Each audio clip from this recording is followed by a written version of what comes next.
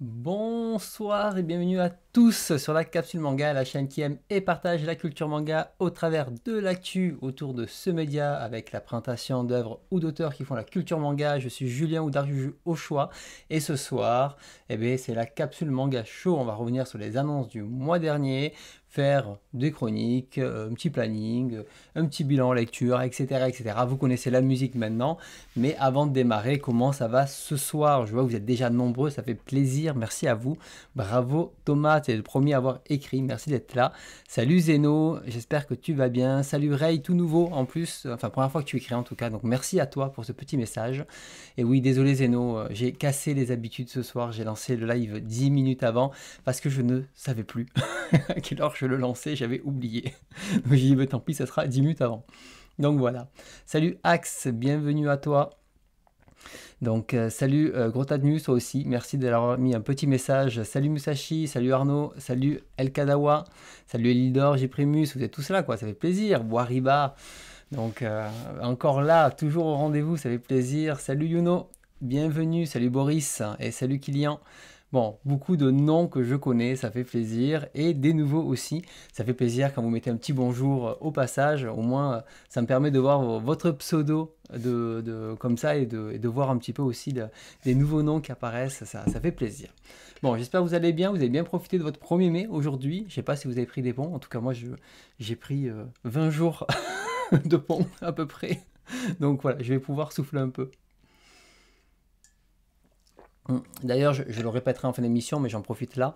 Je pense que le prochain live, je ne sais pas si je le fais le 15 ou le 22.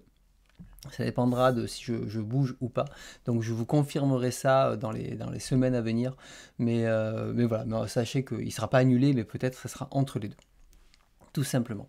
Bon, en tout cas, moi, c'était une petite journée chill, à lire, tranquille et tout. Donc, ça fait du bien de se poser un petit peu et puis travailler aussi sur quelques émissions spéciales, machin, enfin, tout comme ça. Donc, un peu tranquillement, quoi. Donc, toi, tu as traité BD, oui, ben, il faut, hein, des fois, il faut. Il faut trier les BD, soit trier, voire des fois se dire, bon, allez, ça, on met dans un carton, on revendra plus tard. Donc voilà. Ben là, je suis en train de lire donc le Kojiro qui va sortir bientôt chez Naban. Je voulais voir un petit peu ce que ça donnait. Donc j'aurai l'occasion d'en reparler. Kojiro du clan Fuma. Donc voilà, j'étais en train de lire ça. Et après, bon, c'est d'autres lectures. Je vais parler ce soir aussi tout à l'heure. Donc je vous laisserai la surprise. Et Kojiro, ça, j'en parlerai bien plus tard. Donc voilà.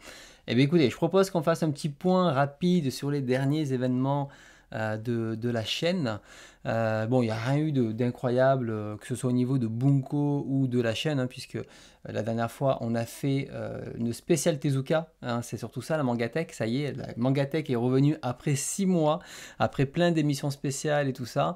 Donc, pour ceux qui n'ont pas eu l'occasion, en tout cas, de le voir, sachez du coup, hop, ici, que la Mangatech numéro 16 est disponible. 3 heures de Tezuka où on voit une quinzaine de titres, qui est quand même pas mal, et en détail, hein, surtout, on prend le temps de discuter de chaque titre, et bon, bien sûr, on va continuer sur ce format pendant quelques temps, et je pense qu'il va bien y avoir au moins 3 voire 4 soirées, ça va dépendre un petit peu de la rapidité, tout ça, et puis après, les classiques, un peu bilan lecture, et les dernières chroniques, etc.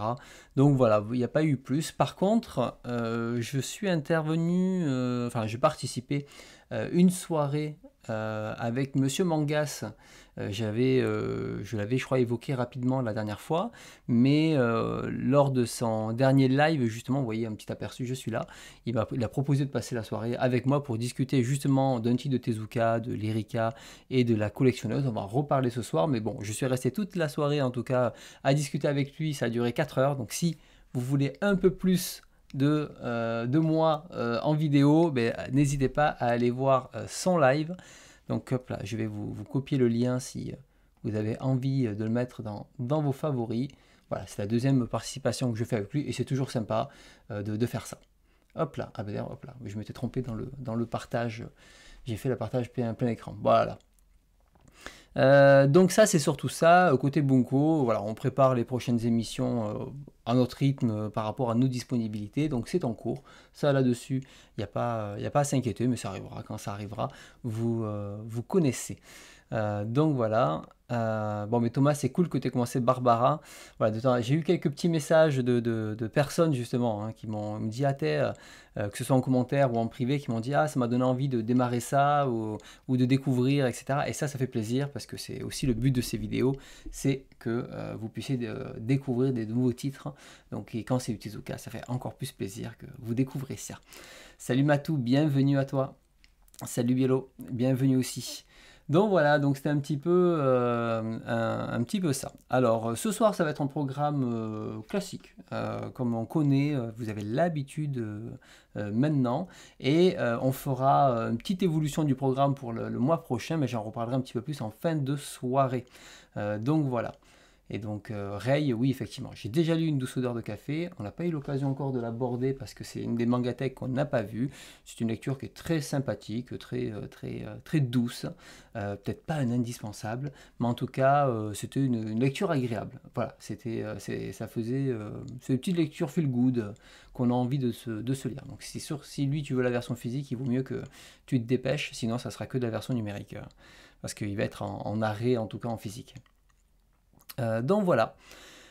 Écoutez, je propose qu'on commence, à moins que vous ayez un truc particulier à raconter, mais sinon on va attaquer le live ce soir tranquillement.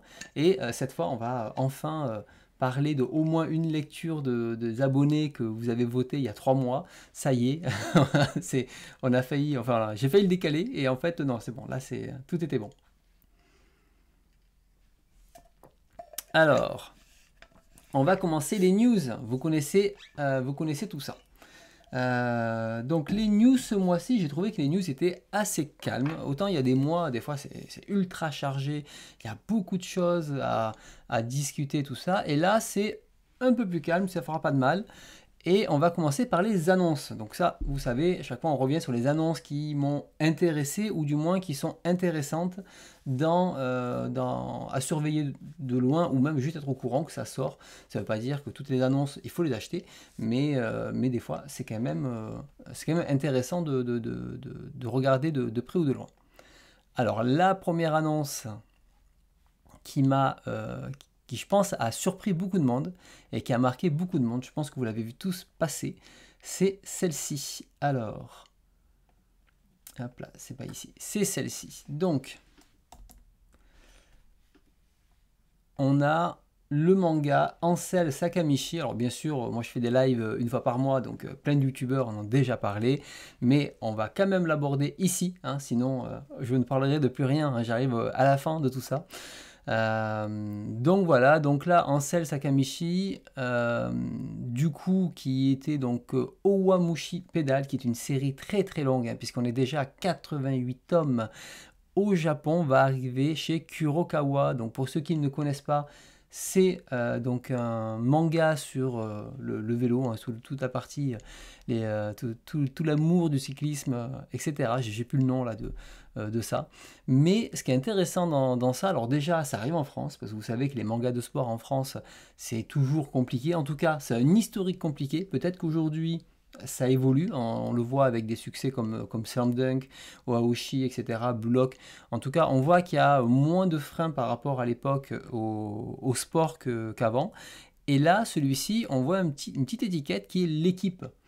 Et c'est intéressant parce que Kurokawa s'est rapproché de spécialistes du sport. Alors moi, je ne suis pas l'équipe, hein, je ne suis pas du tout dans le truc du sport, mais en tout cas, bon, c'est reconnu comme des références dans le sport, et je ne sais pas à quel niveau ils sont intervenus. Je ne sais pas si vous avez plus d'infos, mais ça serait bien même que le manga soit prépublié sur leur site ou des choses comme ça, ou qui est une sorte de partenariat pour faire découvrir ça à un plus grand public. En tout cas, ce qu'on voit, c'est que là, Kurokawa, ils n'essayent pas de s'intéresser uniquement aux lecteurs de manga, ils essayent de s'intéresser aussi aux lecteurs autres.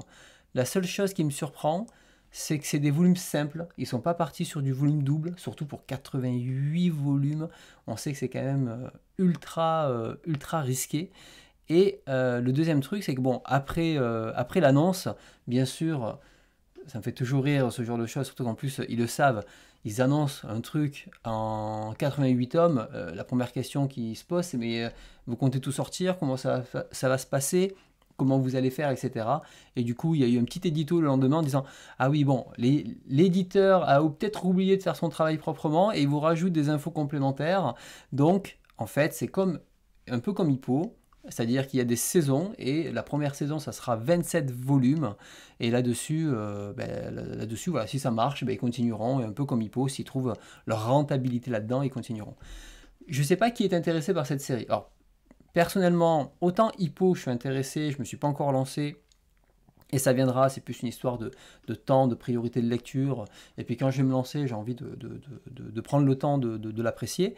Et là, je sais pas, moi, déjà, en termes de dessin, moi, ça m'attire pas plus que ça. Alors, on va regarder justement les dessins, parce que, alors, images, et on va taper manga. Voilà. Alors, voilà, on a des dessins comme ça, et c'est vrai il a une patte graphique très, très marquée. On le voit là dans les visages, comme ça par exemple. On voit que c'est extrêmement marqué. On peut pas dire qu'il n'a pas son style. Mais je sais pas si j'ai vraiment envie de lire là-dessus. Voilà, là-dessus, enfin 88 volumes, ou même les 27 volumes, c'est pas pour moi. Mais je trouvais que c'était intéressant quand même de le remonter, enfin de vous le partager, parce que c'est un manga comment dire, qui a son succès au Japon, clairement, et surtout, il y a une version animée. Donc je pense qu'ils sont aussi basés là-dessus en se disant, voilà, ça fait un moment que le manga il est disponible en France, ça peut valoir le coup de tenter. Ce que je trouve bizarre, comme je dis, c'est que bon, le sortir à 7,20 €, c'est très bien, ça permet d'être accessible, mais peut-être qu'il aurait mieux partir sur des tomes doubles, surtout vu le nombre, 88 mois. 88 mois, c'est énorme. Enfin, 88 volumes, s'ils font... hop là, force, si je regarde... Alors, 88 x 2, ok, donc ça fait 176 divisé par 12, ça fait 14 ans de publication, quoi. 14 ans de publication à ce rythme-là. Déjà en volume double, c'est 7 ans, c'est très long. Donc je sais pas. Et c'est là où, quand on a du Meian avec Kingdom, qui font un système d'abonnement, je pense que c'est là où vraiment c'est ce qu'il faut faire en fait. On peut pas sortir comme ça. Je pense qu'au bout d'un moment, les livres se trouveront même plus en librairie. Enfin bref, en tout cas, c'est leur choix. Ils ont sorti le titre un peu de manière classique. Espérons que l'équipe permettra en tout cas comment dire, de propulser ce manga-là. Je l'espère pour eux. Donc voilà, donc vous, effectivement, ça sera plutôt numérique, et ça je peux le comprendre. Et sinon, voilà, c'est pas trop votre tasse de thé. Donc j'attends de voir s'ils ne vont pas pédaler dans la semoule avec le cycle de parution. Bravo l'île d'or, j'aime beaucoup tous ces petits jeux de mots subtils que tu as glissés. Ouais, je sais que Hippo, il faut que je le lise. Ça fait partie de mes lacunes de lecture, et ça viendra. Et voilà, mais je suis sûr qu'il y a un manga sur le curling. Ne rigole pas, j'en suis sûr qu'il y en a un. C'est obligé. Allez, je propose qu'on passe à la news suivante, mais voilà. En tout cas, ça aurait été une série plus courte, pourquoi pas. Mais bon, c'est pas ma priorité de lecture. Sachant qu'en plus, ça fait partie dans les types... voilà, c'est un shonen dans le sens où le public ciblé est plus jeune, donc il va y avoir beaucoup un peu ce côté très certainement un peu neketsu, dépassement de soi, etc. Et c'est pas trop ce que je cherche à lire. Alors, celle-ci on en avait déjà parlé, mais ça y est, on a une couverture, c'est Sex Apocalypse, une anthologie donc de Kazuhiko Miyaya, donc qui arrivera chez Lézard Noir. Alors ça sera un gros bouquin de plus de 330 pages à 25 balles, mais regardez-moi cette couverture comme elle est incroyable.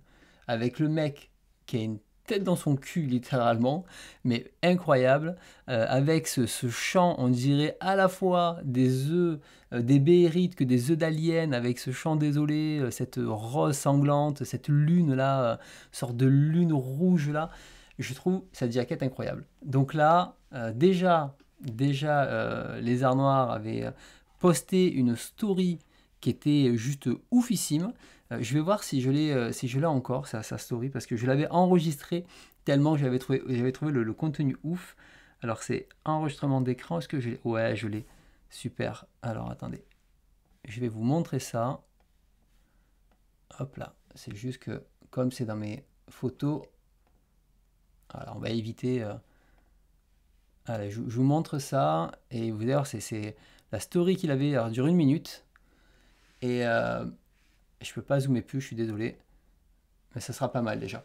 Et cette story-là, je l'avais enregistrée, je me suis dit, mais c'est juste ouf, mais ouf ce truc.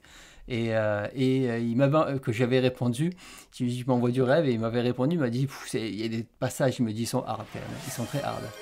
Donc voilà, ça c'était assez drôle, je vous laisse regarder, sachant que Miaya, j'ai son premier recueil qui est sorti en France, et honnêtement, ce recueil-là était quand même assez mauvais de manière générale. Il fallait pas. J'en ai fait une critique sur Sens Critique d'ailleurs. Vous pouvez la retrouver, et il y avait des choses intéressantes quand tu remettais dans le contexte, mais de manière générale, c'est un récit qui avait à la fois mal vieilli et à la fois qui était voilà, qui véhiculait, je sais pas, des valeurs, des choses comme ça qui n'étaient pas super intéressantes. Donc ça m'avait un peu refroidi, sachant que voilà, cet auteur-là apparemment a quand même une influence importante sur, enfin, à son époque. Et donc voilà, donc ça c'est la couverture, et celle-ci, je pense que ça me plaira beaucoup plus. Alors, qui va l'acheter, ce titre-là? Donc voilà, donc là-dessus, c'était un des maîtres de Gekiga, comme il dit. Donc voilà, et cette story-là, elle est ouf. C'est-à-dire que là, bon, je vous l'ai mis en lecture normale, mais quand vous mettez pause, vous regardez image par image, quand il va super vite, il y a des photos. Il faut pas les mettre entre toutes les mains, hein. Donc voilà, hâte qu'ils sortent. Donc voilà, avec cette couverture, je me dis, il faut que je vous la montre. Et ça, il y a de grandes chances que ça sorte en format hardcover. Ben voilà, c'est marqué hardcover. Je ne sais pas si ça sera en pot de pêche ou en hardcover classique, mais bon, peu importe, ça je l'achèterai dès que ça sort. Donc c'était prévu 2023, mais je ne sais pas quand c'est censé arriver. Bref, bon, c'est pas grave. Alors, un manga suivant, 5 juin, ok, merci. C'est Tetsuya Tsutsui, alors il est un peu dur à dire son nom à chaque fois, avec Knitting Life. Alors il faut savoir que cet auteur, je l'apprécie autant que je suis un peu déçu par moment. C'est-à-dire que je trouve qu'il a à chaque fois des très bons pitchs. C'est lui qui a fait Dead Hunt, qui a fait Reset, qui a fait Manhole, qui a fait les titres comme ça. Le seul que j'ai pas lu, c'est Noise. Et souvent, alors il y en a qui sont très cool, ou Café Point City aussi. Et des fois, ben, il y a des concepts qui sont très cool, mais il y a beaucoup de facilité scénaristique, des personnages un petit peu creux, je trouve, creux, pas hyper intéressant, mais malgré tout, j'aime bien quand même lire cet auteur et continuer à découvrir justement un petit peu ce qu'il propose. Et il a fait cette série qui est en 2 volumes, si je ne me trompe pas, où là, bah, avec le confinement, il a dit, bon, bah, allez, il va vivre de manière hyper isolée, avec une sorte de minimalisme chez lui. Et pendant 2 volumes, il va raconter un petit peu cette vie-là. Alors, de manière romancée, je pense pas que ce soit lui spécialement qui s'est mis en scène, mais en tout cas, voilà, je me dis, le concept est pas mal. Je me dis, ça peut être sympa, surtout 2 volumes. Ça prend pas trop de. Enfin, c'est bien, ça s'étale pas. Moi, j'aime bien les séries courtes aujourd'hui. Donc voilà, donc je vous le partage de ce côté-là. Et ces histoires sont intéressantes, hein. Il a des points de vue intéressants et tout, hein, comme tu dis, Ray. Mais c'est vrai que je trouve que des fois, soit il lui manque des volumes pour s'exprimer, soit des fois, il s'était trop ambitieux par rapport au nombre de volumes auquel on lui a dit à la base, ta série doit tenir en temps de volume. Et on sent que, en tout cas, il a encore du mal à calibrer par rapport à la taille de ses histoires, etc. Mais voilà, je trouve que là, 2 tomes, c'est intéressant de s'y intéresser. Ça peut être une histoire cool, et aussi une sorte de peut-être de récit de vie, même si c'est une fiction, de personnes qui vivent comme ça. Et je pense qu'il y a très certainement des personnes qui vivent vraiment isolé comme ça avec une sorte de minimum, minimum vital. Voilà, donc ça c'était une des annonces qu'il y avait. En tout cas, ouais, niveau dessin, je trouve très bien sur celui-là. Mais après, je trouve quand même, de manière générale, il dessinait quand même assez bien. C'était quand même déjà propre, hein, ce qu'il faisait avec déjà des Dead Hunt, c'est déjà pas mal. Alors, news suivante. Alors, celle-ci... Ah, hop là, désolé. Voilà, ça y est, j'ai attrapé le lien. Pika Édition, ils ont décidé de continuer justement la publication d'œuvres de Taniguchi. Donc on peut dire merci à Taniguchi puisque Casterman ne fait que rééditer pour la 800e fois donc ses œuvres les plus classiques avec L'homme qui marche, Quartier lointain et Zoo en hiver. Donc ça, il y a 800 éditions et tout le reste, ils ont abandonné. Donc on peut quand même dire merci à Pika de continuer à explorer ce qui reste à découvrir de Taniguchi. Maintenant, ce qui reste à découvrir de lui, ça reste du hardboil, hein, donc des histoires policières ancrées dans les années 80. On aime, on n'aime pas. Moi, j'ai un peu de mal avec ça. Il y a quand même pas mal de lectures où j'étais un petit peu déçu quand c'était ça. Mais ce recueil-là, en fait, ce récit-là, il a été dessiné avec Marley Caribou. Et Marley Caribou, pour ceux qui ne le savent pas, il a aussi dessiné avec Taniguchi Blue Corner. Donc c'est le manga de boxe. Alors il a fait Old Boy en tant que scénariste, enfin en tout cas c'est un scénariste. Et Blue Corner, voilà, qui est là, donc j'ai aussi. Lui j'ai beaucoup aimé. Ce récit. Alors autant Old Boy, le pitch de base était génial et à la fin elle escalait. Mais j'avais beaucoup apprécié l'ambiance et l'histoire de Blue Corner. C'est fait partie des séries que j'avais envie de relire justement pour le redécouvrir. Et là, on a Rude Boy. Donc voilà, comme ils disent, hein, ils nous entraînent dans un monde interlope où les secrets et les dangers se cachent. Voilà, en gros, l'histoire, on s'en fout. Ça va être de la castagne et un truc où il va se retrouver dans des embrouilles. Voilà, c'est un petit peu ça l'idée, quoi.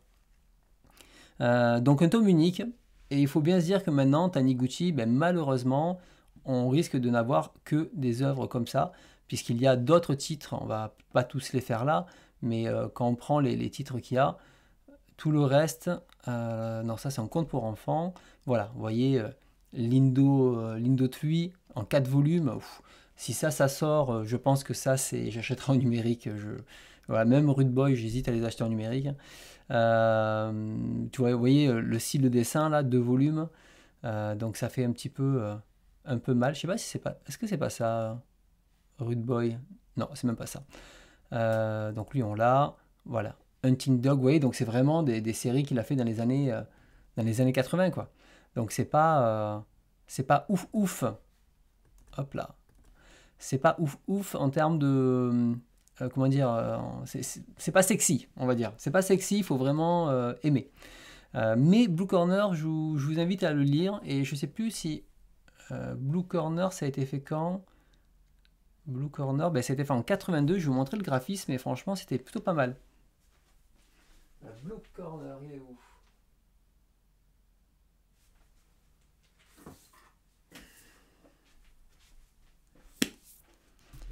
Il dessinait déjà plutôt bien ce Taniguchi. Alors, vous voyez donc là, celui-ci. Alors, il n'est pas crédité, mais vous voyez, mais il est crédité à l'intérieur. Caribou Marley. Et vous voyez, en termes de dessin, quand même, c'est quand même très propre. De mémoire, c'est un boxeur invaincu ou qui est à la retraite. Je sais plus, je confonds un peu avec celui de Matsumoto, mais les deux sont bien. Hein. Entre Zero et Blue Corner. Donc voilà, c'est pour vous montrer un petit rapidement à quoi ça ressemble. Salut Luc Milly, bienvenue. Est-ce qu'il y en a qui sont intéressés par ce Taniguchi, sachant que là, moi, c'est plus comment dire, la curiosité, puisque j'ai toutes ces œuvres, donc je continue un petit peu aussi par collection, par envie on va dire, de découvrir, de lire au final tout ce qu'il y a. Donc il y a des grandes chances que je le prenne plus pour la collection, mais un jour il y a des grandes chances aussi que je fasse un gros tri dans mes Taniguchi, que je garde que les œuvres qui me plaisent, parce que je ne vais pas garder 20 ou 30 œuvres si c'est juste pour la collecte, quoi. Alors, une autre nouvelle, une autre annonce qui a fait plaisir à beaucoup de fans, et à moi aussi, mais, mais on s'en doutait. C'est le retour de Baki avec la deuxième saison de Baki, toujours dans une édition perfecte comme Meian sait le faire, avec l'abonnement, avec tout ce que vous voulez à 13 balles de volume. Donc si vous avez kiffé la première saison, vous allez pouvoir kiffer la deuxième, clairement. Merci beaucoup Kylian pour le Prime, très très gentil.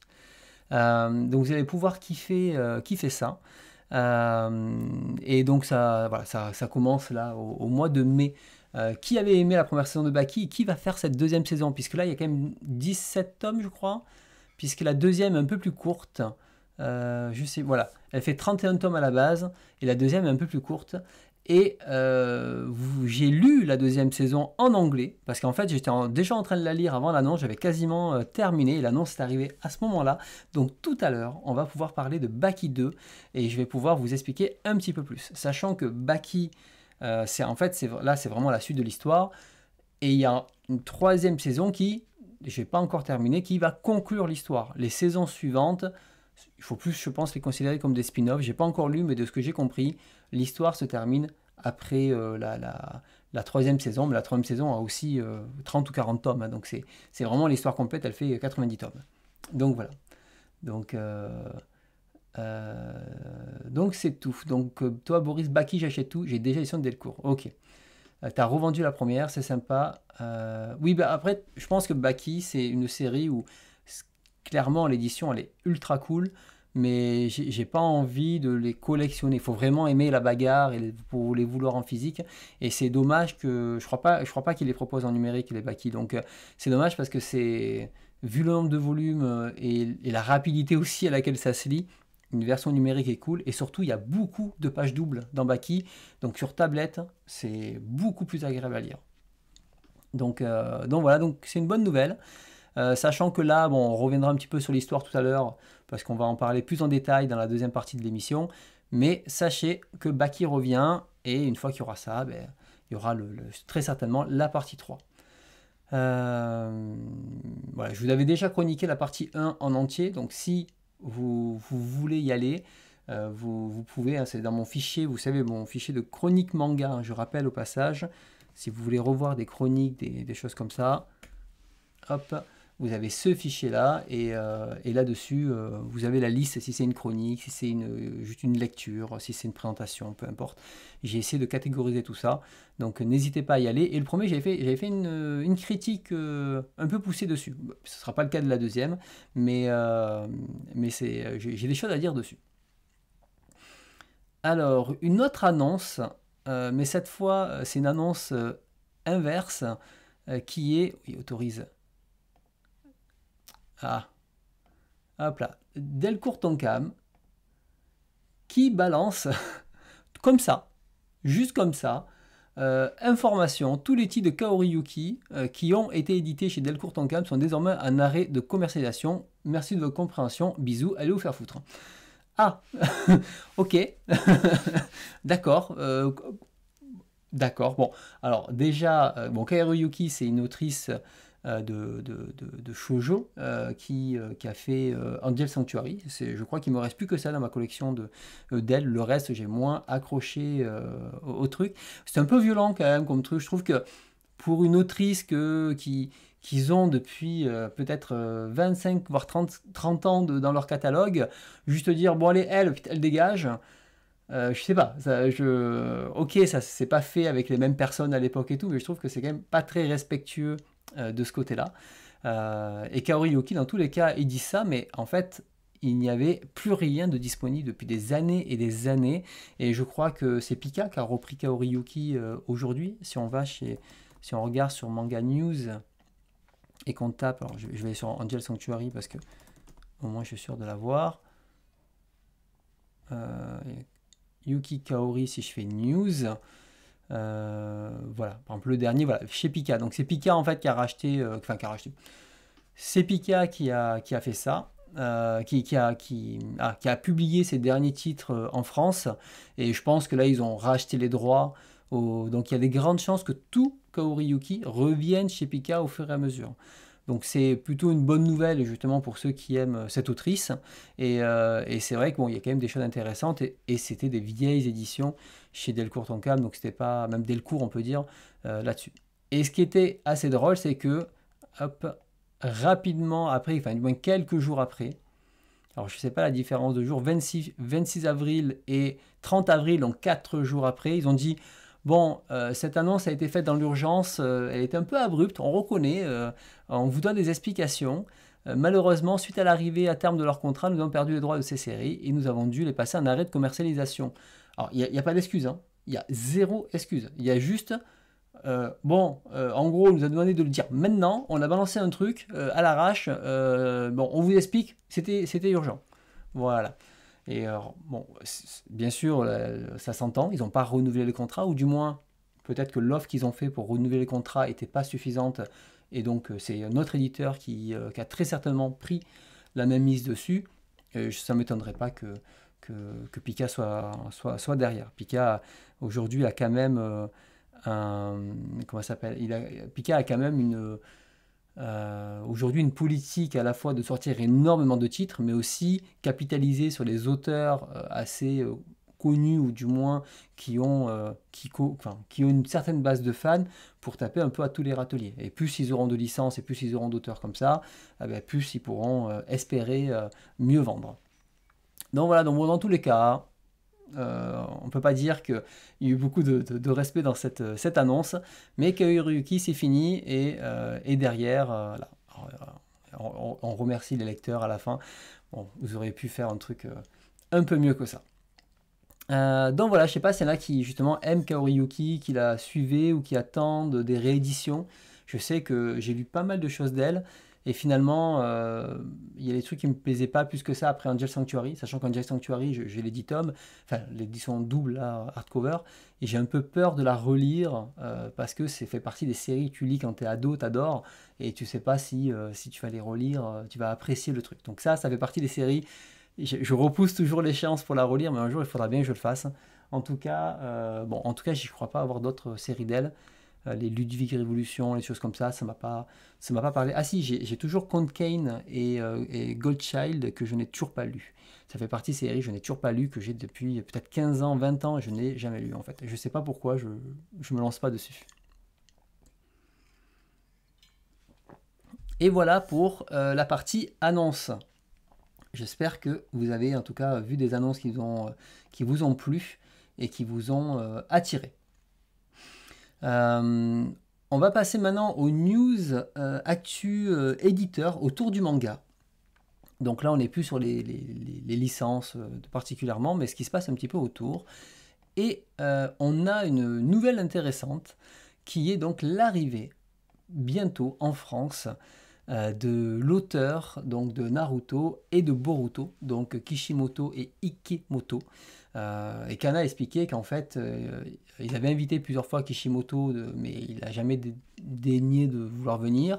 Et en fait, en invitant Ikemoto, donc l'auteur de Boruto, pour la fin de la première partie de Boruto et le début de la seconde avec Two Blue Vortex, en fait, Kishimoto a dit ah non, non, mais moi aussi je veux venir pour accompagner Boruto et montrer qu'en fait il est derrière ce projet, et que derrière, bon voilà, il suit, que c'est pas juste une suite pour lui facile.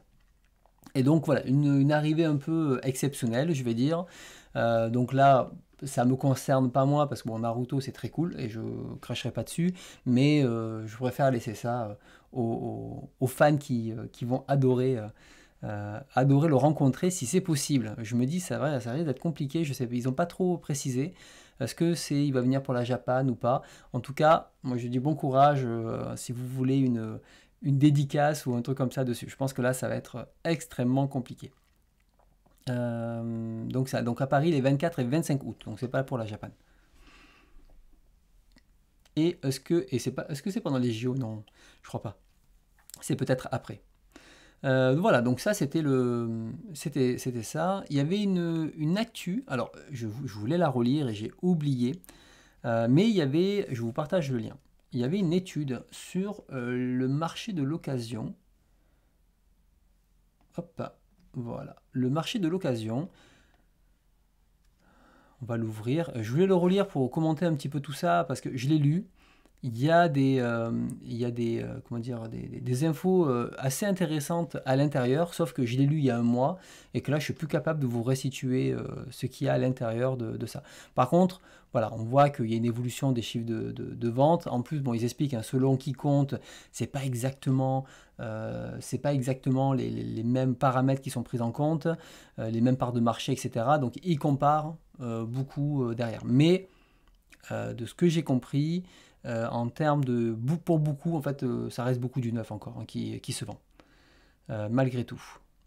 Voilà. Et on le voit par exemple en part de marché, on le voit ici. Par exemple, part de marché, segment éditoriaux, quantité achetée, en neuf, il y a 2 fois plus de neuf que d'occasion, même si ça peut augmenter derrière. On le voit là, enfin un petit peu moins de 2 fois plus. Hop là. En tout cas, le marché de l'occasion est quand même un marché très important et il ne faut pas le sous-estimer. Voilà, donc je vous laisserai voir l'étude plus en détail. Mais c'est intéressant, si vous vous intéressez un petit peu au marché, comment ça se passe, etc. C'est quand même, ça fait partie de ces études à garder et à, comment dire, et à analyser. Autre news autour du manga, c'est l'arrivée sur Manga.io de Crunchyroll. Donc Crunchyroll, un gros acteur du manga. Et ça, aujourd'hui, ils arrivent avec AQ, donc le manga de volleyball.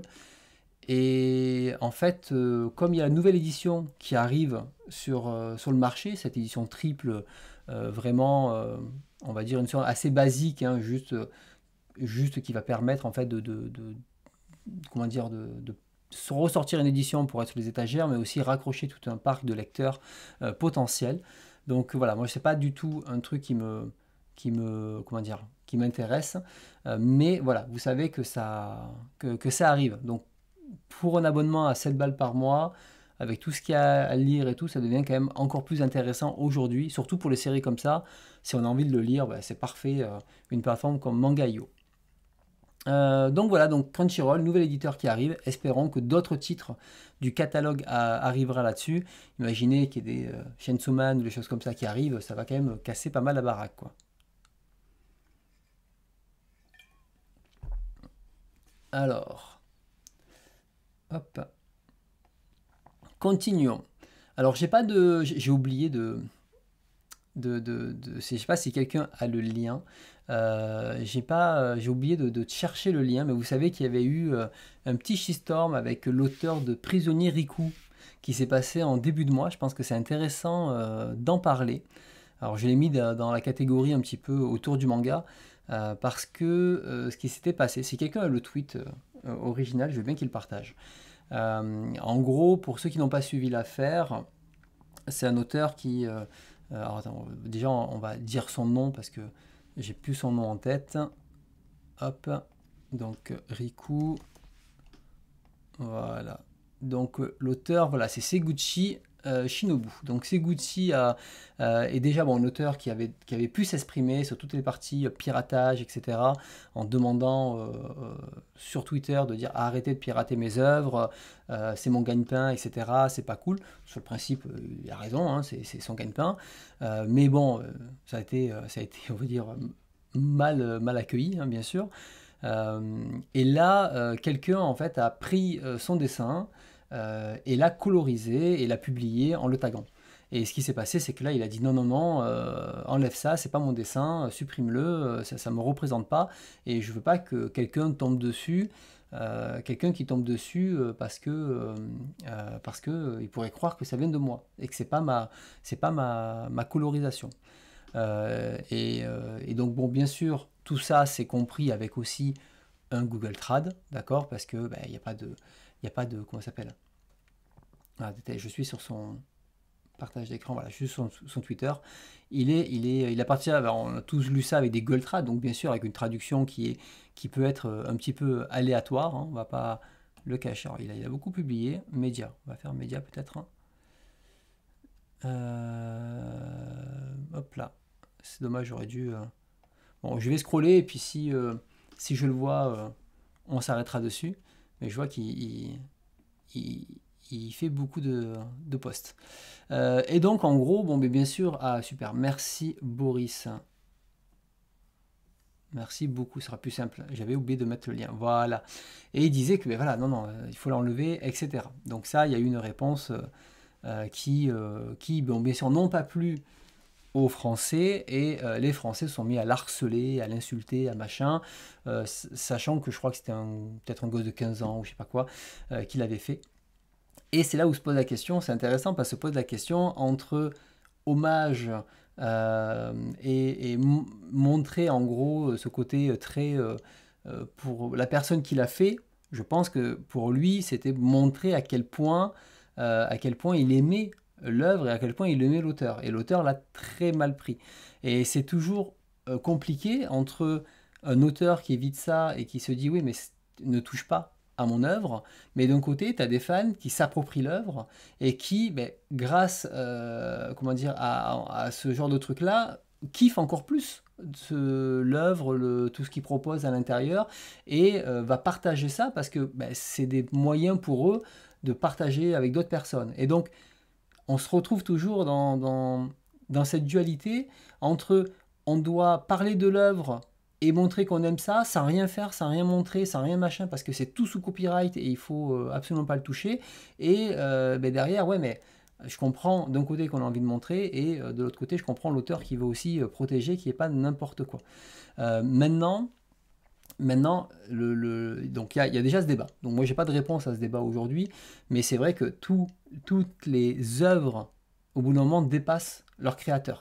C'est-à-dire que toutes les œuvres, quand elles sont aimées par un certain nombre de personnes, ils se l'approprient. Et donc du coup, ben, je trouve que ça fait aussi partie de ces trucs de dire, bah attends, je peux détourner le truc, je peux faire ça, mais en fait, c'est une sorte d'hommage pour dire, regarde, on aime tellement ton truc qu'on va aller plus loin et faire, enfin voilà, et se l'approprier. C'est comme ça qu'ont marché toutes les grosses licences aujourd'hui.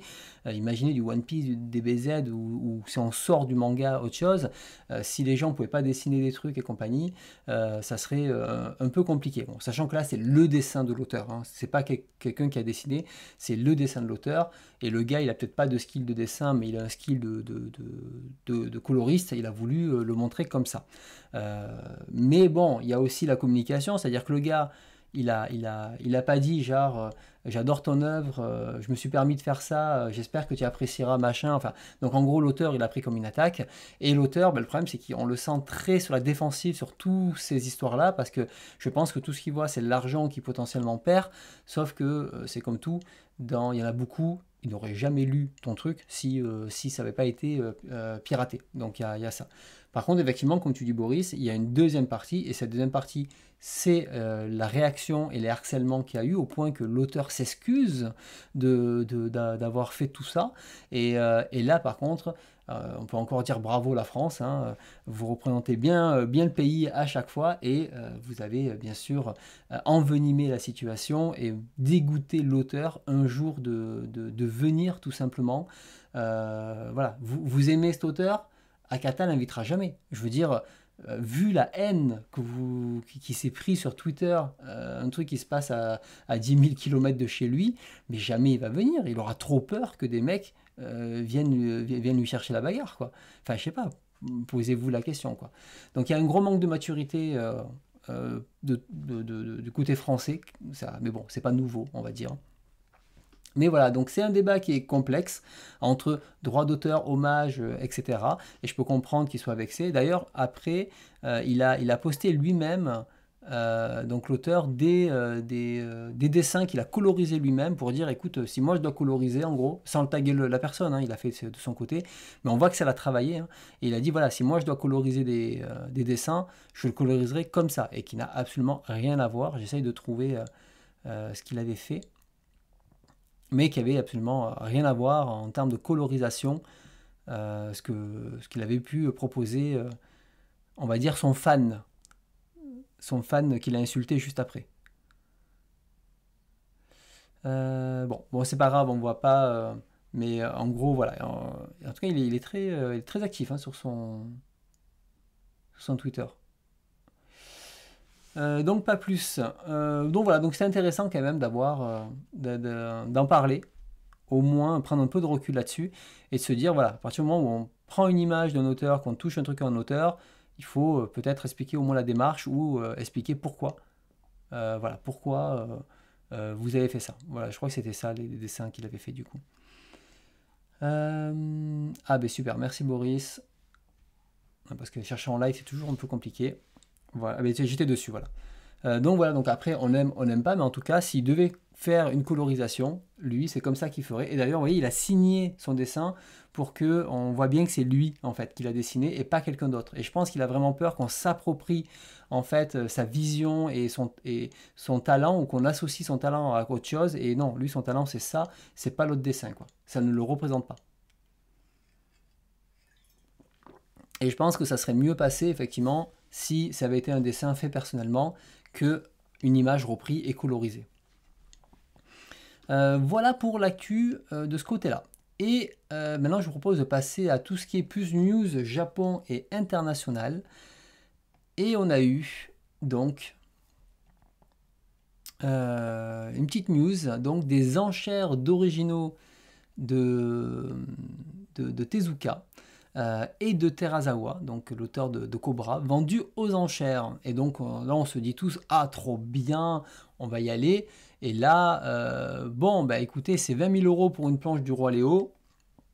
J'ai pas assez sur mon PEL. Donc du coup, je me suis dit, je vais la regarder, on va la prendre en photo et on va se l'imprimer dans un cadre. Et ça sera pas mal déjà. Donc voilà, bon, c'est bien sûr, c'est pour un marché très spécifique de ceux qui aiment les images originales, les planches originales. Bon, moi, c'est pas ce que je recherche. J'ai un ami, hein, il adore il a des cellulos d'animés, il en a partout sur ses murs et tout, c'est ce qu'il kiffe. Il paye ça à des prix, des fois une fortune, c'est son kiff à lui. Et en fait, bon, ben là, il y avait des planches comme ça. Ça m'intéresse pas, mais je peux comprendre que un mec qui a de l'argent et qui veut se faire plaisir, bah, il y va. C'est aussi une sorte d'investissement, hein. Il faut pas se leurrer, c'est-à-dire que les personnes qui achètent ça, c'est des choses qui ne perdront pas de valeur dans le temps. Il y a très très peu de chances que ça perde de valeur. Je regarde parce que ça mène 3 lots. Est-ce qu'on les voit là-dessus? J'ai cliqué sur le lien pour voir si on voyait les... donc voilà, il faut penser ça. Il faut penser que c'est un investissement, comme dans l'art, comme dans tout. Et derrière, bah, tu dis, c'est pas si cher par rapport à la BD. Mais tu vois, je ne connais pas les prix de la BD, mais je me doute que c'est pas donné. Fais voir si je fais une petite recherche. Tezuka. Non, ils ont dû... hop là, ils ont dû l'enlever. Donc voilà. Ah, donc à vos portefeuilles, vous savez à quoi vous attendre. Alors, j'avais pris cette news, donc laissez-moi me rappeler. Donc la dessinatrice voilà, de Promise Neverland a publié un nouveau manga, sauf que ce nouveau manga, c'est un manga interactif. Et je trouvais ça pas mal, parce que ça fait partie un petit peu des potentielles évolutions. Il y a eu des tentatives dans le passé. Est-ce que ça va être quelque chose qui va être généralisé dans le futur pour justement proposer une expérience plus immersive de ce côté-là, et on a accès au premier chapitre gratuitement, et il y a du son, il y a plein de choses, et je trouve que l'idée est plutôt pas mal. Je sais pas ce que ça implique. Voilà.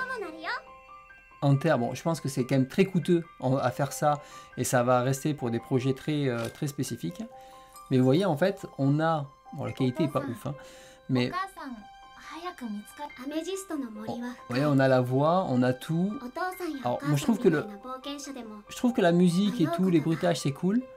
Avoir la voix, ça... Hop là, je vais baisser là. Ça casse un petit peu le plaisir, en fait, je pense, de la lecture. C'est-à-dire que là, du coup, on est en train de te lire là. Et en fait, j'ai envie de te dire, si tu me fais la voix, fais-moi un scroll automatique, en fait. Là, fais-moi un animé. Enfin, une sorte d'animé comme ça. C'est un peu entre les deux. Voilà, je sais pas ce que vous en pensez, vous, dans le... Donc, que ce soit des petits cris, à la limite, une petite phrase, ou des petits cris, un peu comme dans un Zelda, où il va pas y avoir de voix, à la limite, je peux comprendre. Parce que ça donne une ambiance. Mais les paroles, je trouve que c'est un petit peu trop. En tout cas, bon, l'expérience est là, je trouvais ça intéressant. À voir dans le futur. Par contre, vous voyez, là c'est tout noir, on voit que c'est pas adapté, ça devrait aussi se noircir derrière. Il y a encore des choses à améliorer, quoi. Mais voilà, ça se lit comme un webtoon, hein, puisque c'est vraiment prévu pour ça. Oui, alors, effectivement, c'est pas si interactif que ça. Tu as raison de le remarquer, parce que c'est vrai que je reprends les termes tels qu'ils sont. Mais oui, tu as raison, c'est pas si interactif que ça. C'est surtout du son. Quoique là, vous voyez, il y a 2 boutons. Alors, je sais pas à quoi ils servent, ces 2 boutons. Peut-être qu'on a peut-être le choix de en traduire. Est-ce qu'on peut le traduire, ça? Il y a peut-être des choix hein, dedans. Ah, vous voyez? Ah, si, c'est interactif, en fait, pardon. Vous voyez, là, il a choisi, j'ai choisi à gauche. Ah, je suis parti. Je choisis à gauche, et vous voyez, là, il y a le coffre qui s'est ouvert. Si j'y retourne, on va essayer d'y retourner. Et si je vais à droite... Non, j'ai l'impression que c'est un peu la même. En tout cas, bon, voilà, c'est je l'ai partagé. Je me suis dit c'est quand même intéressant. C'est un essai. Ça inclut les musiques, d'ambiance, un doublage, ils disent. Voilà, dans lequel le choix des lecteurs influe sur le déroulement de l'intrigue. Donc il y a quand même des choix. Hein. Voilà, c'est bien écrit, on l'a vu. Il y avait 2 choix. Alors là, on n'a pas lu, c'est en japonais, c'est compliqué. Mais je pense, voilà. Après, comme tu dis, on est loin de la... C'est pas immersif. C'est un entre-deux dans le sens où bah, tu lis, tu as une ambiance, tu peux faire des choix un peu comme si tu étais le livre dont vous êtes le héros, etc. Et ah ben voilà, Boriba, tu l'as écrit. On l'a pensé en même temps. Et c'est un peu cette idée-là, je pense, une sorte de cross mixte technique en fait entre un peu animation et BD quoi. Voilà, bon en tout cas pas plus sur cette news, je trouvais ça cool. Maintenant, est-ce que c'est un truc que j'ai envie de généraliser? Peut-être pas. Je trouve que les bruits d'ambiance et la musique, c'est quand même hyper sympa. Moi, il y a des fois, je lis un manga, j'aimerais bien qu'on me conseille une petite playlist derrière de musique pour te mettre un peu plus dans l'ambiance. Et moi, je suis très mauvais dans ça. Et j'aimerais bien un jour qu'ils me disent, ouais, non, écoute ça derrière, tu verras, ça va être cool, ça va encore plus t'ambiancer le manga. Et ça manque aujourd'hui. Je pense qu'il peut y avoir des efforts à faire encore là-dessus, quoi. Alors, news suivante.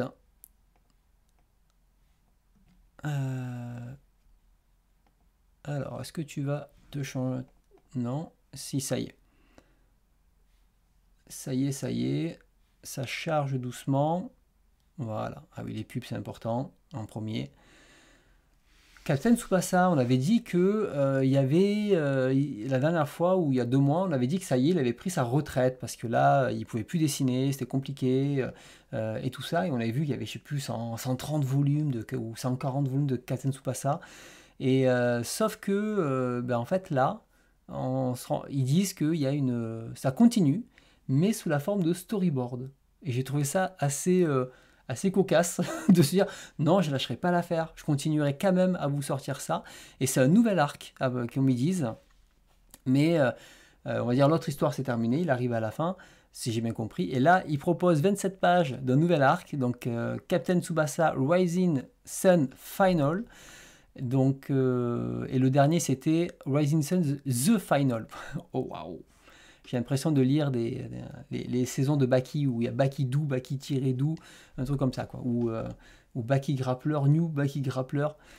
Il faut savoir, il faut suivre quoi. Et donc, je sais pas, je me posais la question. Si un auteur que j'aime ne peut plus dessiner, si finalement j'ai envie de continuer à lire ces histoires, même sous forme de storyboard. Je vous pose la question, imaginons que demain, voilà, vous avez ça, et on vous propose la suite, vous achetez comme ça des sortes de storyboard avec juste un minimum en termes de dessin, du texte. Est-ce que vous achèterez les suites de manga comme ça? Donc je vous pose la question, je ne sais pas si je serais convaincu, mais ça dépend parce que il y a certaines œuvres aujourd'hui qui sont inachevées, mais et que j'aimerais bien avoir la fin. Et là, je me dis, dans certains cas, ça peut être intéressant. Typiquement, je prends le cas on a parlé la dernière fois, on a parlé de Vampire de Tezuka, où la partie 2 n'a pas été terminée. J'aurais bien aimé, en tout cas, avoir au moins un texte avec les grandes lignes de l'histoire, avoir peut-être peut-être en storyboard au moins la suite et voir ce que ça peut donner. C'est des fois ce qu'on a, on en a pour Satoshi Kon, on a des storyboards de fin, même Tezuka, Neo, je crois que c'est NeoFust, à la fin on a quelques storyboards des démus de la suite qui n'a pas pu finir. Donc voilà. Alors, je dirais, One quand même, c'est pas du storyboard. Il a un dessin très particulier quand il dessine lui-même, mais je pense qu'on est en dehors du storyboard. Là, on sent que c'est très griffonné, quoi. Voilà, donc en tout cas, c'était assez cocasse. Je trouvais ça intéressant d'en parler ce soir. Je pense que ça va vraiment dépendre de chacun de ce côté-là. Alors, un manga qui m'a encore surpris, c'est un nouveau manga pour Cyborg 009 d'Ishinomori. Vous savez que c'est un manga qui a démarré dans les années 60, qui a continué même sans l'auteur, et il y a encore un nouveau manga qui continue. Donc c'est une licence qui marche toujours assez fortement au Japon, alors qu'en France, l'édition a été arrêtée avant. C'est un truc qui a quand même assez mal vieilli aujourd'hui, et je trouvais ça assez drôle, et c'est dans le Red Champion, et si je me trompe pas, c'est là aussi où Kurumada, donc Senseiya, est publié. J'ai un peu l'impression que Champion Red, et il aime bien les auteurs comme ça, ou les séries un peu plus vintage. J'ai l'impression que c'est un petit peu une sorte de marque de fabrique, ou en tout cas, il touche un lectorat de ce côté-là. Donc voilà, bon, pas plus parce que je connais pas l'histoire, ça arrivera jamais en France, ça sera même pas traduit en anglais par des fans parce que c'est trop obscur et compagnie, mais je trouvais intéressant en tout cas que ça revient, et ils disent que ça adapte le 16e épisode de la série animée, c'est ça que je trouvais rigolo, de 1968. Donc, donc voilà, ça va pas être inédit, c'est plutôt une histoire qui va être réinterprétée de ce côté-là. Le Mac des Darons, ouais, je pense, hein, c'est le Mac des Darons. Je connais pas le positionnement de Champion Red, je sais pas s'il le marque dessus. Voyons voir. Non, et puis ils disent rien de plus, mais on voit des Grandizer, il y a de tout. Donc voilà, il y a le tout, je pense, dedans, mais voilà, du Albator aussi, je vois. C'est eux qui ont publié le Albator au Japon. Ok, donc peut-être, hein, je pense, que comme tu dis, c'est le magazine des Darons, quoi. Alors, news suivante. Le manga Plin remporte le prix culturel Tezuka Osamu, puisque cette année, il y a le 28e prix.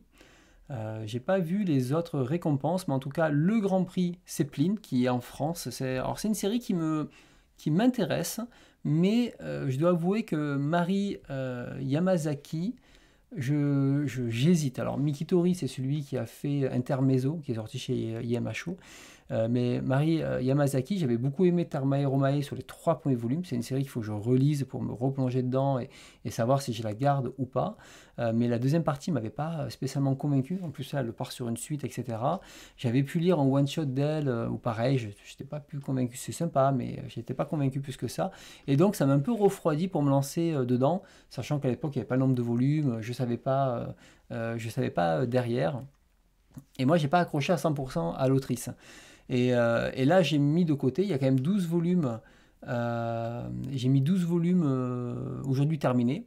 Et en plus, il a gagné le prix. Donc, ça m'intéresse encore plus, bien sûr, de découvrir ça. Mais je pense qu'il est aussi sorti à un moment où il y a eu aussi Achillios, je sais plus quoi. Enfin, il y a eu pas mal de séries un petit peu pareilles dans le même thématique.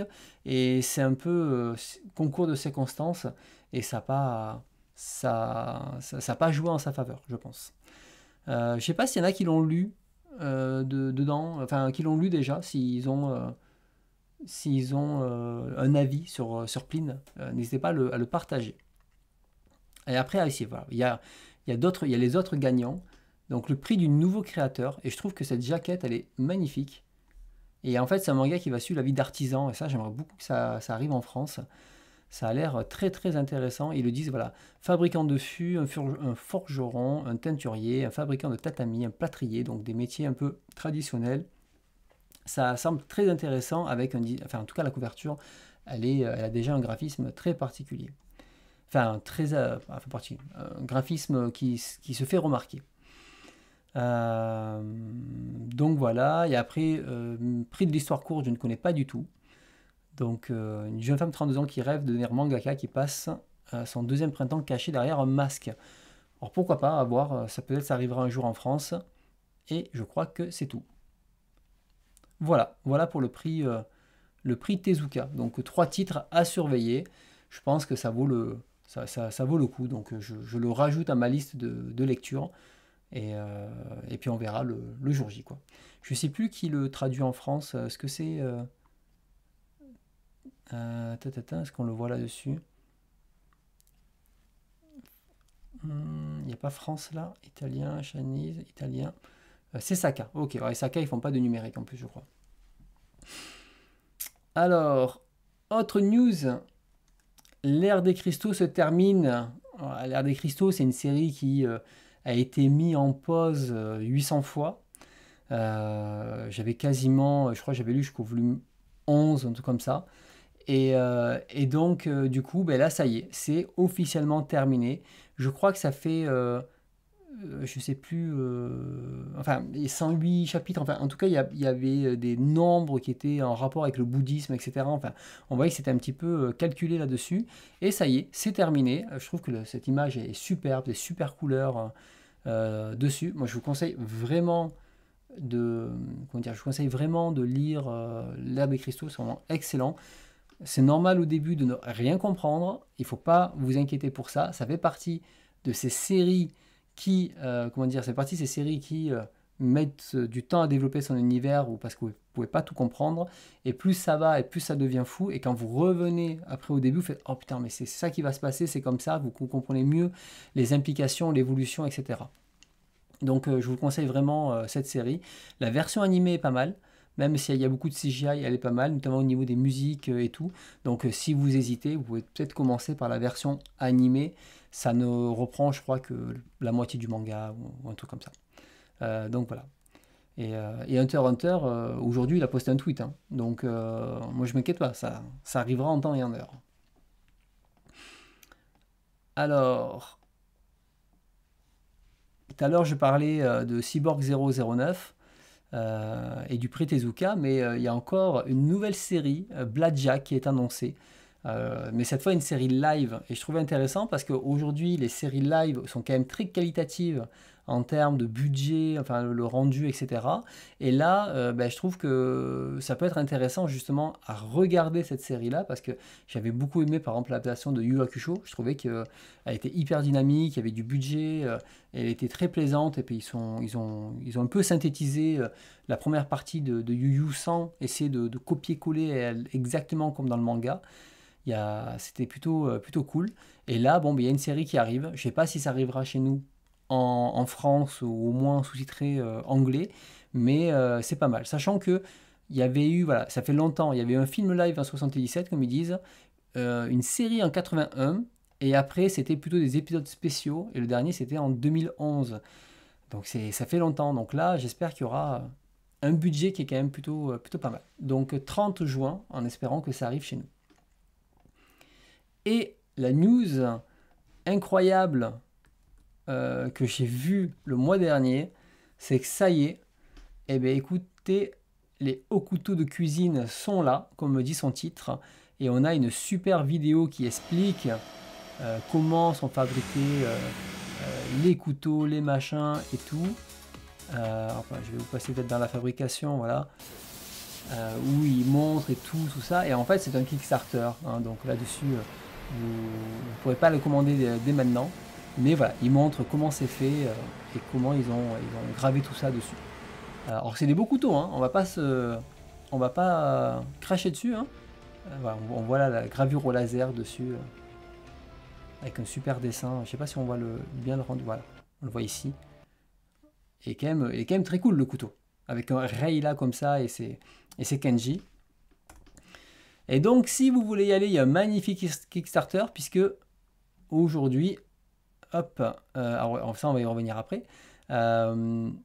Voilà, on est quand même à 140 $ le couteau, hein, donc il faut le vouloir, hein, ce couteau.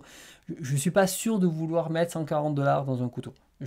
Même si j'aime beaucoup Ken, Je sais pas vous, mais ça fait quand même un petit peu chéros. Alors après, on va me dire que les, les, les amateurs de couteaux, c'est pas cher, hein. Je sais très bien, tout n'est pas cher quand on est amateur d'un truc. Mais là, je crois que je couperai pas mes tomates avec, quoi qu'il arrive. Donc, ils l'ont fait. Et ce que je trouve encore plus drôle, c'est que eux ne savent pas. euh, Eux ne savent pas en fait que il y a toutes ces blagues en France sur le couteau de cuisine. Donc imaginez demain, ils sortent un manteau tagué Ken, mais là, ça y est, on a tout fait. On a le manteau de vison et on a le couteau de cuisine.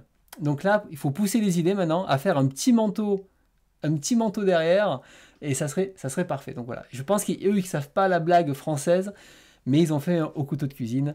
Et je pense que c'est le genre de truc, tu l'achètes, tu dis j'ai le couteau de cuisine, quoi, je l'ai. On a concrétisé, on a concrétisé la version française.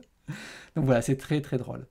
Par contre, ce qui était assez drôle, c'est que bon, ça a bien marché puisque il y a quand même bon, 65 personnes qui ont commandé, ils ont explosé le budget puisque le budget c'était seulement 1700 dollars et ils ont quasiment 12 000 dollars. Et du coup, le financement a été suspendu. Donc il y a 6 jours, on ne sait pas pourquoi, aucune raison, c'est ce que j'ai vu entre temps. Donc peut-être validation des droits, je ne sais pas trop ce qui s'est passé, etc. Mais bon, voilà, là aujourd'hui, dans les FAQ, je sais pas, j'ai pas trop regardé en détail ce qu'il y avait derrière, mais voilà, on ne sait pas pourquoi. Voilà. Ah, ces couteaux sont déjà. Non, ok. En fait, apparemment, ces couteaux sont déjà au Japon. Et donc, ça devait être une sorte de précommande plus qu'un projet à faire. Et c'est peut-être pour ça qu'ils ont coupé le truc. Donc, ça existait déjà. Et bien, en tout cas, cette news nous l'a mis en avant. Voilà, il est là, le couteau. Voilà, regardez, je vous envoie le lien. Comme ça, vous pouvez le commander. Faites craquer votre PEL. C'est parti. Et donc, voilà. Alors, Boris, il n'y a aucun rapport entre les deux. Il n'y a aucun. C'est comme avoir un truc de Pachinko Ken. Parce qu'on sait que les machines de Pachinko cartonnent avec Ken au Japon. C'est la même chose. Ça ne sert absolument à rien à voir. Enfin, c'est juste un produit dérivé. Il y a une licence. Et vu que c'est la licence Ken et que Ken, ça se vend, on fait un couteau avec. Et puis, hop, les fans pigeons achèteront. Point final. Les vrais fans achèteront. Ok, parce qu'un vrai fan, ça achète tout. Donc voilà, mais ça m'a fait rire. Moi, c'est surtout pour la blague que j'ai vu ça et le couteau en tout cas existe. Donc vous savez que vous pouvez le commander. Une autre nouvelle, cette fois c'est plus dans la partie animation film live. Ah, bah oui, j'ai mis Blackjack là, mais au final j'aurais dû le mettre après. Je me suis trompé de catégorie. C'est juste le studio Ghibli qui reçoit la Palme d'Or d'honneur. Alors, Studio Ghibli a déjà tout ce qu'il faut en termes d'images incroyables, de valeurs véhiculées, de tout ça. Enfin voilà, le grand public et la presse générale ne font que encenser le studio Ghibli, c'est pas un problème. Par contre, ce qui est intéressant là, c'est qu'ils ont comment dire, la validation, même si c'est une palme d'honneur, ils ont la validation d'un institut officiel en fait, qui est donc qui est la palme, qui est le Festival de Cannes. Et malgré tout, on n'aime pas. Moi, je suis pas du tout dans ce game-là, donc on va pas. Je sais pas si c'est bien pas bien, mais en tout cas, le fait d'avoir ça, ben, c'est une reconnaissance officielle aussi, où ben, les films d'animation que propose le studio Ghibli sont autant de l'art que des films que les autres peuvent proposer. C'est plus ça que je vois là-dedans au niveau de cette news. Donc voilà, donc pas plus de ce côté, mais voilà, la popularité maintenant n'est plus à prouver puisque ça a été validé par des institutions officielles et peut-être qu'on pourra avoir des prix à Cannes de films d'animation à terme et d'avoir une catégorie animation. Ça ferait évoluer un petit peu les mentalités et montrerait à encore beaucoup de personnes que l'animation n'est pas que pour les enfants. Voilà pour les news. Et sinon, rapidement, je ne les ai pas lus, mais je vous les partage. Il y a une interview du fils de Taïwan, l'auteur du fils de Taïwan, le scénariste même. Voilà, donc je vous le partage. Vous pourrez la lire tranquillement. C'est une scénariste. Ok. Vous avez une interview aussi donc de Torikai, qui a été fait par UEFI BD. Hop là, je vous le partage. Et la dernière interview que j'ai mis de côté, et pareil, c'est tout, il faut que je me pose et que je lis, c'est Nostroblog qui l'a fait, et c'est justement sur les auteurs, l'auteur et l'autrice du manga Plin, voilà, qui sont là. Donc voilà, à lire au calme. Donc j'ai pas pu les lire, donc je ne peux pas vous faire ça. Enfin, vous faire un petit résumé de ça. Et du coup, Boris, il n'y a aucun rapport avec rien. Il n'y a pas de Pachinko non plus dans Ken. Et pourtant, il y a plein de machines de Pachinko. Ouais, il faut pas chercher. Et il n'y a pas non plus de, jeu de fitness dans l'univers de Ken. C'est juste du business, c'est tout. Alors, ce que je vous propose maintenant, c'est qu'on passe rapidement au planning. Vous adorez le planning. Arnaud, c'est l'heure de dormir. Tu peux aller dormir maintenant. Alors, le planning, il est là. Je vous propose qu'on fasse que les nouveautés, comme d'habitude. Et voilà, un couteau de Tsuge de main et dans ma cuisine. Je pense que là, c'est mort.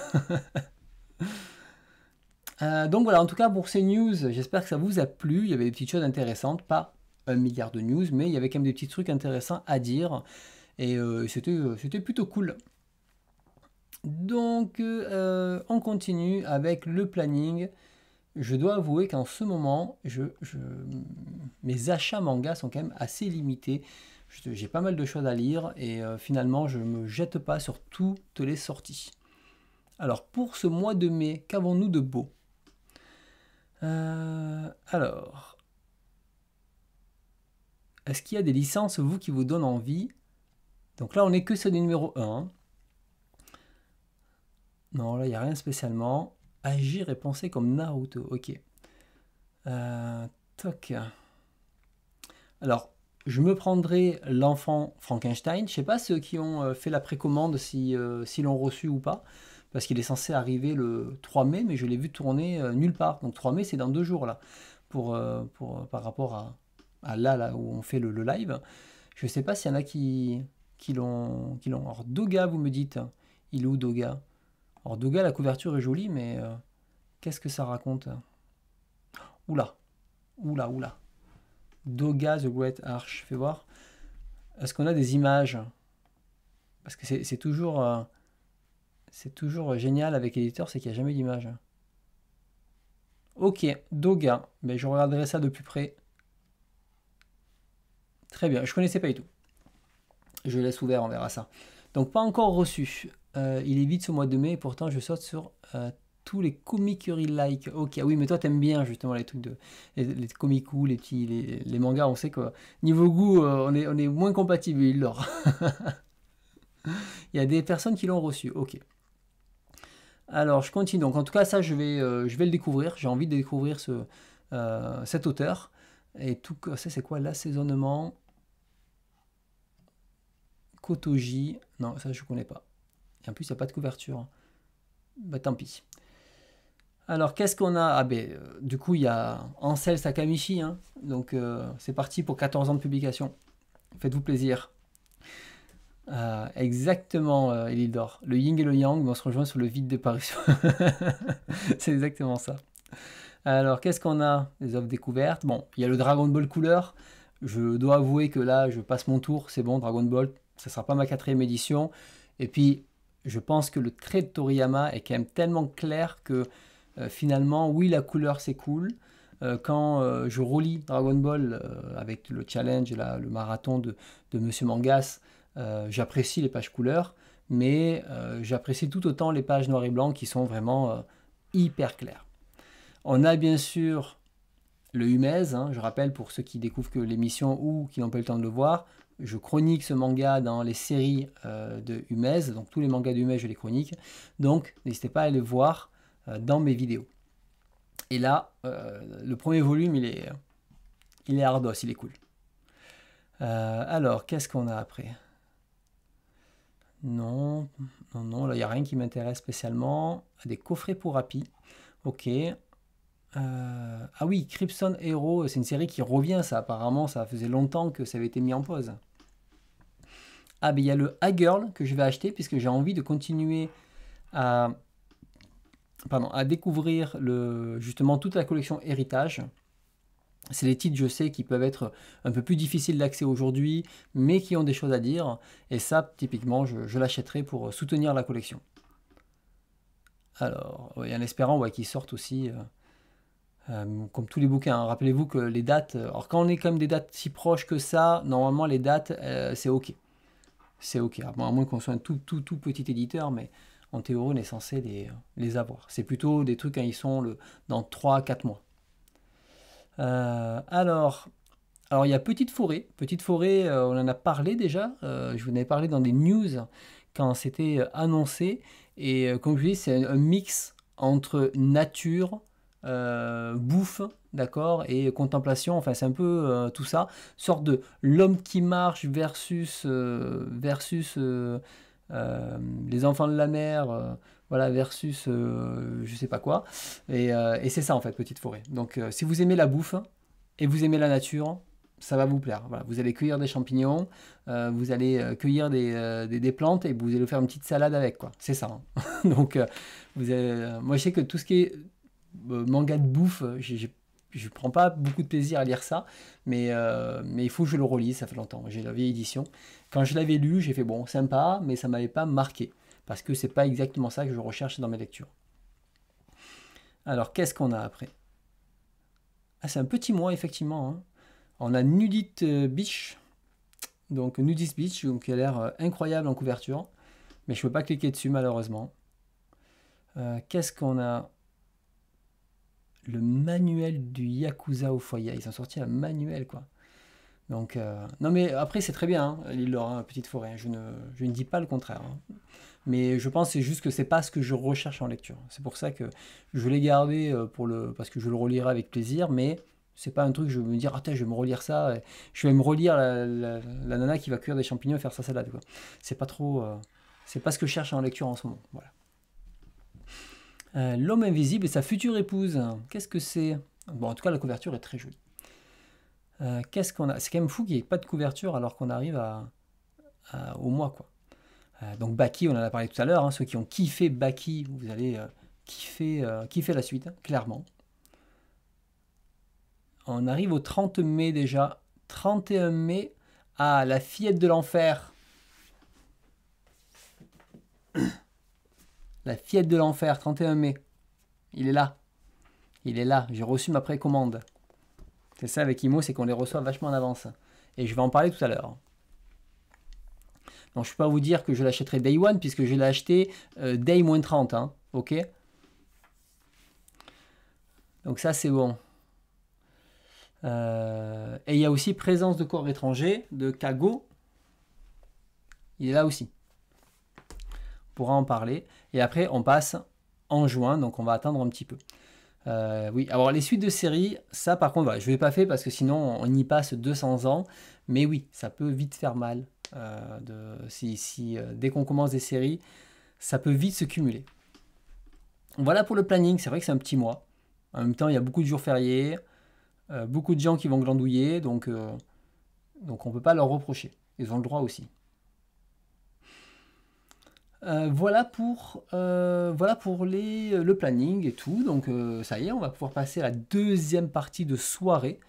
Donc on va pas tarder à passer de ce côté-là. Alors, en termes de lecture, pour ce soir, je vais vous parler uniquement de Gen d'Hiroshima, donc il n'y aura pas de sondage, et après il y aura un bilan lecture avec des petites lectures à gogo. Comme je vous ai dit, en ce moment les chroniques, j'ai moins envie de passer de temps à écrire pendant 3 heures sur un truc, enfin on va dire 2-3 heures sur un truc pour vous faire un truc propre et derrière. Donc là-dessus, je me suis dit, bon, ben, je vais essayer de faire une petite chronique chaque mois, puisque une petite chronique par mois, ça va, c'est pas méchant. Et puis j'en ai quelques-unes d'avance, donc ça m'arrange. Et le reste, je vais vous faire plutôt des petits bilans lecture, comme un peu tous les formats vidéo classiques que vous pouvez avoir sur YouTube, en essayant de quand même de creuser un petit peu la réflexion. Alors le mois dernier, je vous ai fait un truc avec des comics, des machins, j'avais zéro, j'étais pas du tout dedans, et en y repensant, je dis, mais j'ai pas dit ça, j'ai pas dit ça, j'ai pas dit ça, c'est dommage, parce que j'ai vraiment survolé, c'était vraiment à l'arrache. Mais là, voilà, j'ai essayé de prendre quelques notes quand j'ai pu. Donc de ce côté-là. Et effectivement, j'ai pas mentionné le facsimilé chez MHO, parce qu'il n'y a pas de couverture, et du coup j'ai dû le zapper. Voilà, il est en dessous, il était juste là en fait, en dessous de la fête de l'enfer. Ça aussi, mais du coup, je me le prendrai. Et bon, vu le coût, c'est bien déjà, hein. C'est bien. Merci Bello, bonne soirée à toi. Et Dovecote Express, que tu avais voté, Elidor, enfin que tu avais gagné au niveau du vote, je l'ai lu. J'ai besoin de le relire. Voilà, pour écrire quelque chose. Là, tu m'as donné, tu m'as donné une bombe à retardement. Là, c'est ce genre de truc que j'aurais préféré faire en bilan lecture. Donc j'essaierai de travailler un petit peu plus en détail, mais là, il y a besoin que je me pose et que je le relise. Alors, voilà, sinon, je vais te faire un retour un peu rapidos de ce côté-là. Mais ouais, c'est pas le plus facile à chroniquer, hein. Je range mes trucs parce qu'ils n'arrêtent pas de frotter sur mon bureau. Ça m'énerve. Voilà, on le cache. On le cache maintenant, c'est bon. Donc, qu'avons-nous maintenant? Eh ben, allez, je propose donc qu'on passe à Gen. Oui, elle est quand même assez alambiquée, oui, le truc. Ça, je suis d'accord avec toi. Et au début, j'ai eu du mal à comprendre. Je dis, mais attends, c'est vraiment ça, c'est pas ça. Puis au moment, c'est... C'est pour ça qu'il faut que je le relise en me disant, bon, c'est quand c'est vrai, c'est quand c'est faux, c'est quand c'est imagé, quand c'est pas imagé.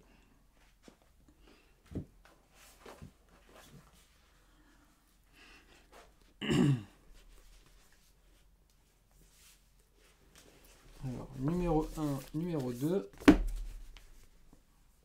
Alors, la critique de Gen va être quand même assez longue.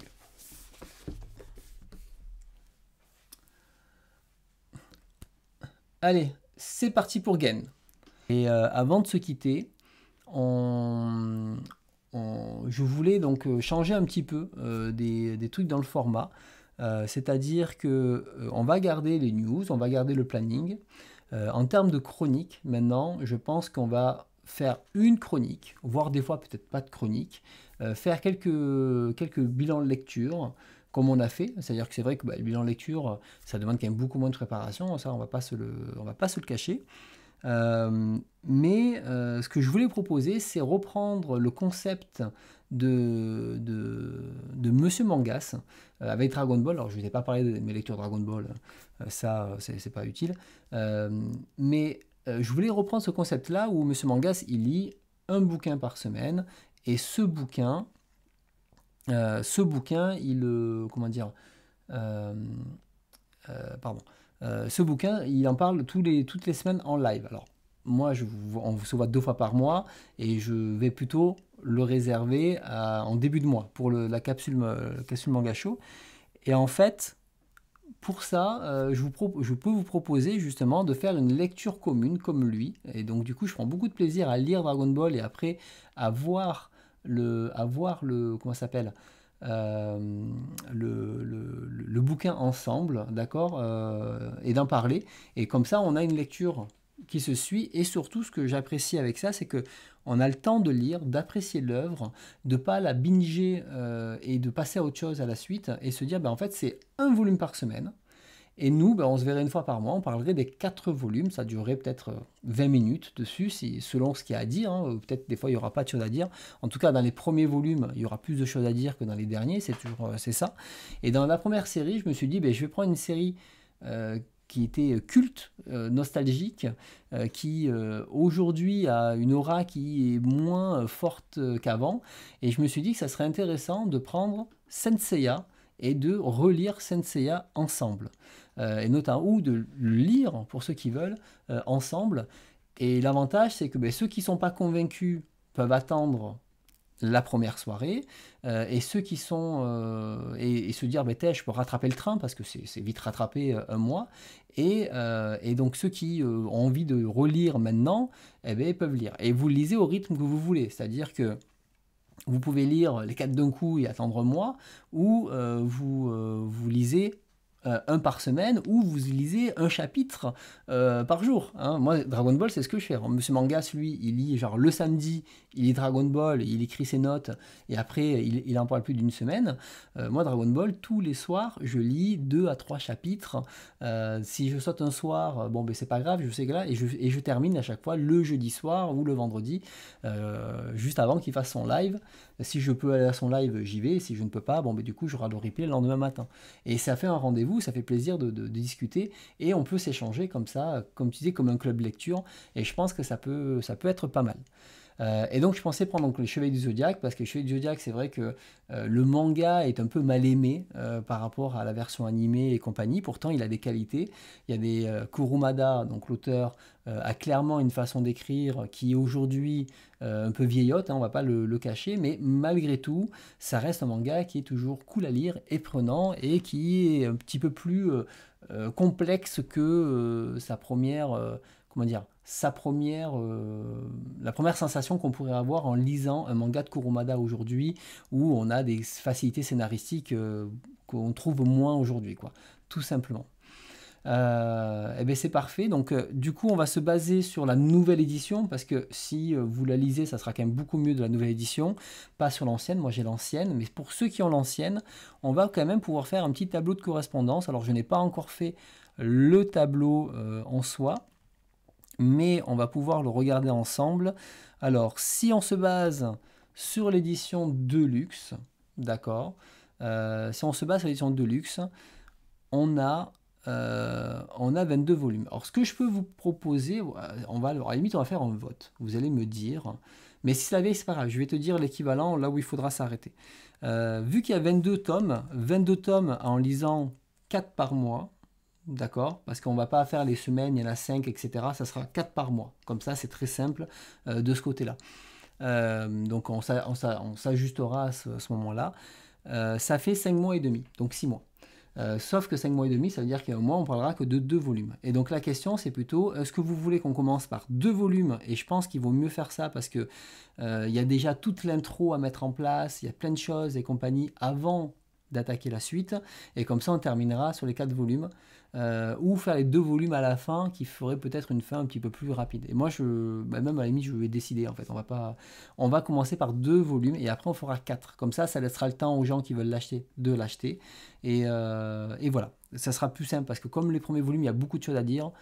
Ça serait dommage de couper et de faire un peu plus court. Sinon, ça sera au détriment d'autres contenus à côté, ou de lecture, etc. Qu'est-ce que vous en pensez, justement, de faire les deux premiers volumes pour commencer? Je suis en train de construire le truc en même temps, hein. Donc, moi, je vais le lire en numérique, du coup. J'ai la vieille édition, mais je vais le lire en numérique. Alors, on va regarder les chapitres. Donc, 2 volumes. Donc, ouais, c'est une bonne idée, c'est parfait. Alors, je vais vous dire où se terminent 2 volumes. Vous voyez, c'est Black Four, les machins là. Tension Noir. Alors, attendez, je vais prendre mes livres.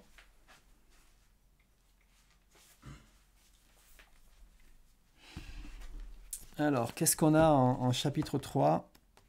Oh, ils ont vécu mes livres, ils ont pris l'eau et tout, quoi. Ils sont invendables aujourd'hui, ces livres. L'entrée en scène, je pense que c'est ça. On va regarder. Alors, ça, c'est la page 186.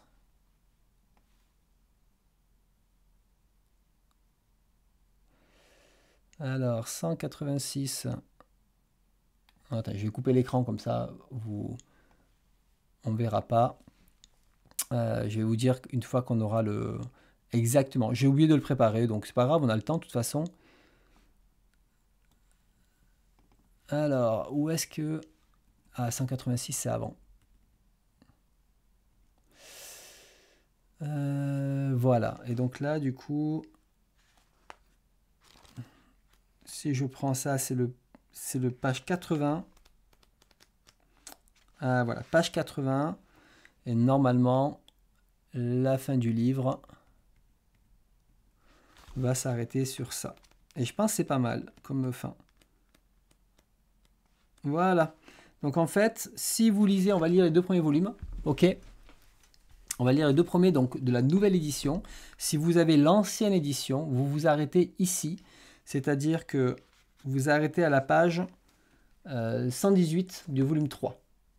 Voilà. Donc c'est-à-dire que vous devez vous arrêter à cette page-là où on voit les quatre chevaliers.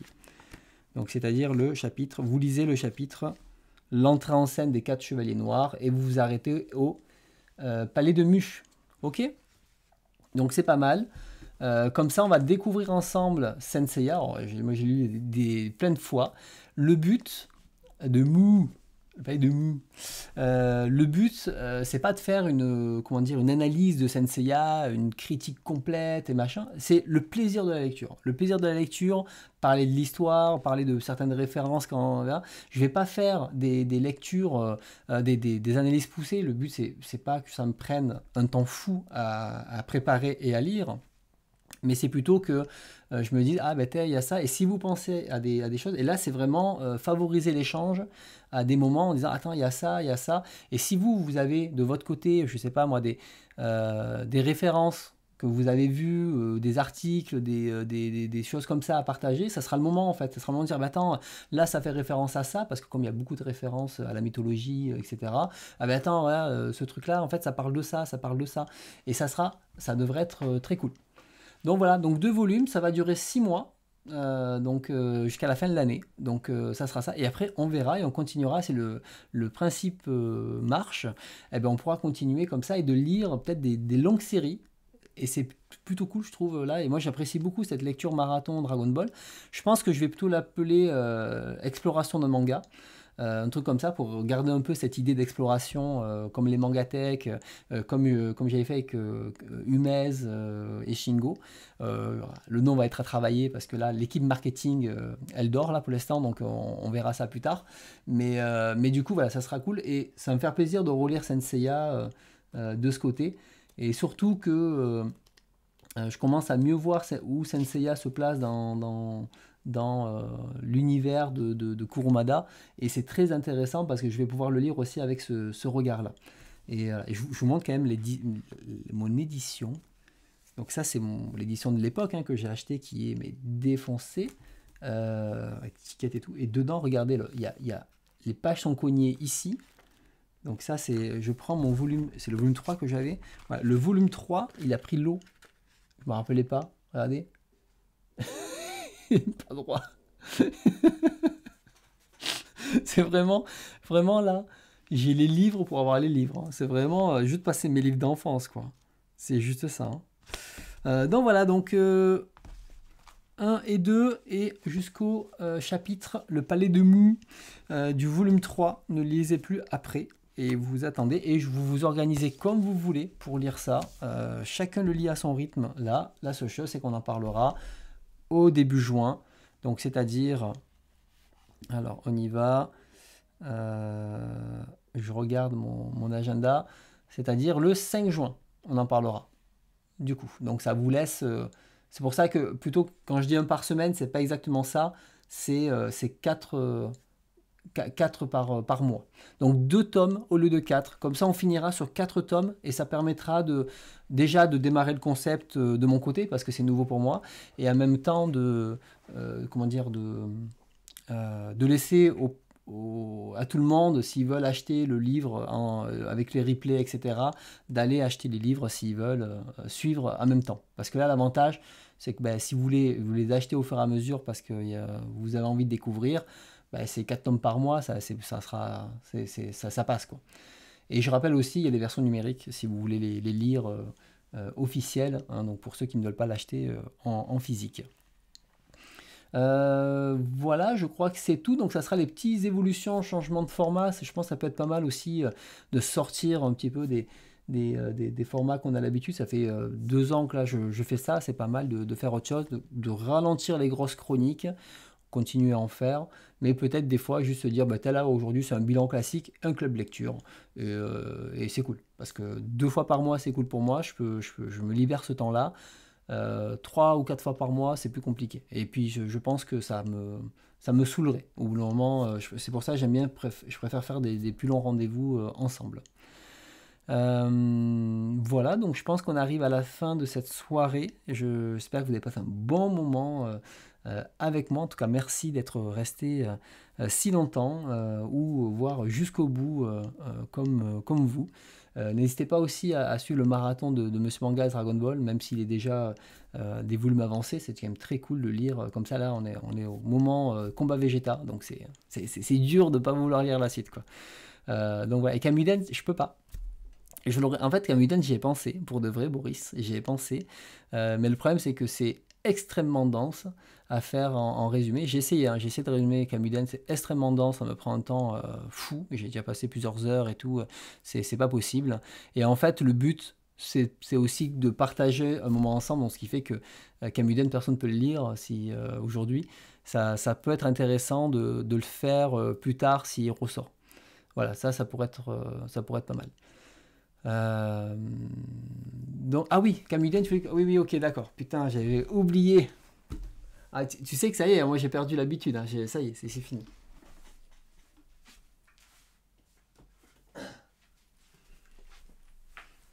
Ah ouais, non, j'avais zappé. Alors non, non mais je suis plus dedans là, ça y est.